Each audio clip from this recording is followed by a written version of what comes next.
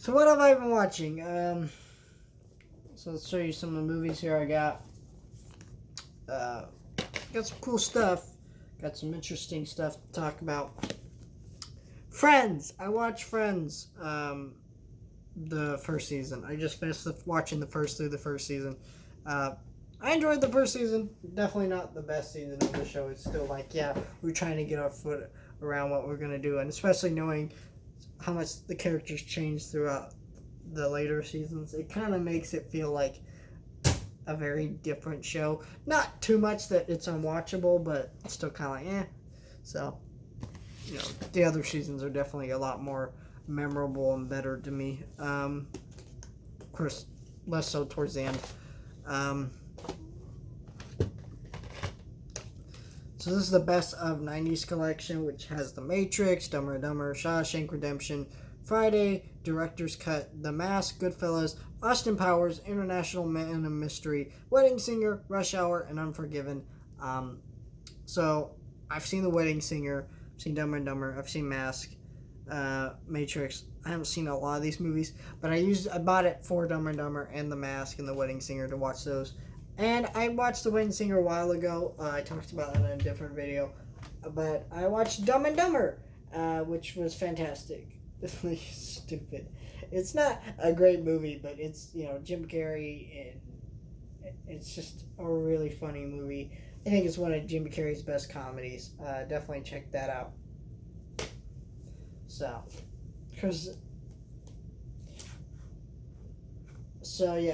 There's that. I also love The Mask. The Mask is really funny. But I need to watch that a different day. So I watched that. I watched Casino Royale because I have this four movie pack of all the Daniel Craig James Bond movies. The reason why I have this set specifically is, of course, there are so many James Bond movies that honestly it would be impossible to put them all in a 4K collection for how old they are and how much money that would require, because you'd have to remaster a lot of those movies. Some movies probably would not look that great, stuff like that, and it costs a lot of money. So these are newer, and they're kind of already in 4K, so that it makes sense to put them out now in this collection. I kind of wish they waited until after the new James Bond movie came out, so you could have all the Daniel Craig James Bonds, because that, of course, is the last one. But whatever. I watched Casino Royale, the best Bond movie. Such amazing action, incredibly well edited. The score, the cinematography, just so much about it is absolutely incredible. Absolutely love that movie. Next, I need to watch Quantum of Solace, which I have a Quantum of Solace poster. Not a good movie, though. Most of the Daniel Craig movies, sadly, are not, honestly. 4K Beauty and the Beast of the animated version. I watched this. I absolutely hate the remake. I'll never, ever, ever, ever watch it again. Even if I was going to do a review, I would never watch it again. It is so bad. This film is the opposite of that. It's absolutely incredible. There's a reason that this film was the first ever animated film to be nominated for Best Picture. It's one of the best films I think ever made. One of the best Disney movies, if not the best Disney movie ever made. Just incredible music, the animation, little details, how like the only characters that wear blue are Belle and the Beast, to show that they kind of are the people who are different from everybody else.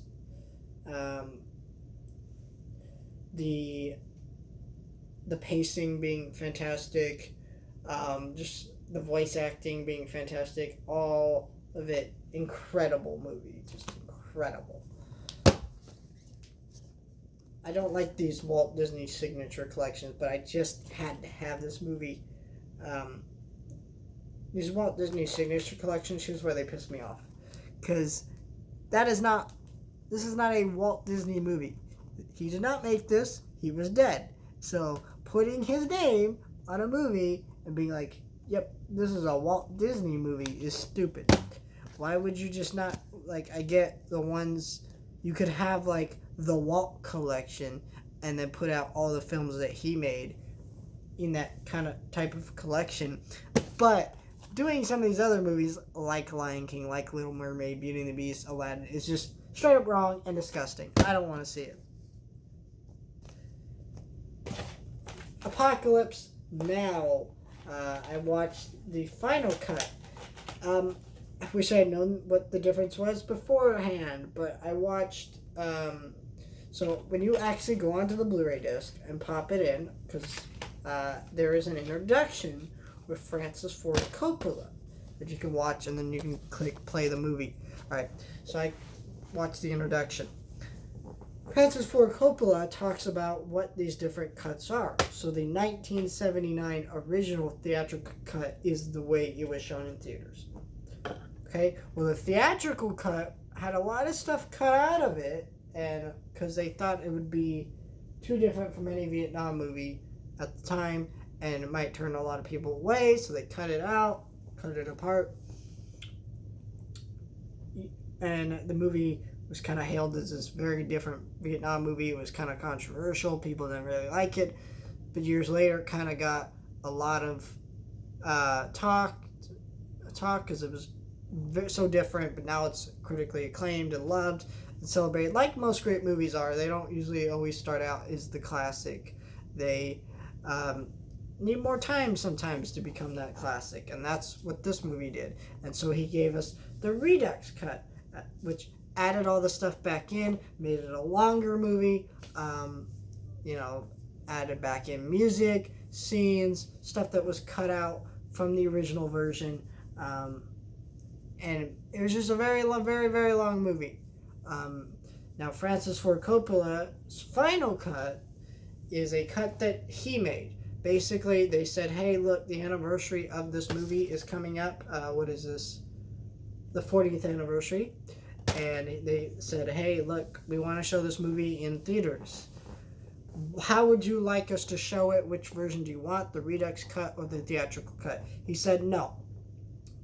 I want my cut of the movie. So basically, he didn't like how some of the scenes were edited, some of the transitions they used. He took out scenes that he didn't really care for. And basically, he made a blended kind of cut of the Redux and theatrical versions to make one cohesive cut of the movie. And it's really hard to say which cut is best because this kind of cut is the one that Francis Ford Coppola prefers. And usually I would go by the one the director prefers, right? Because that's what his vision was.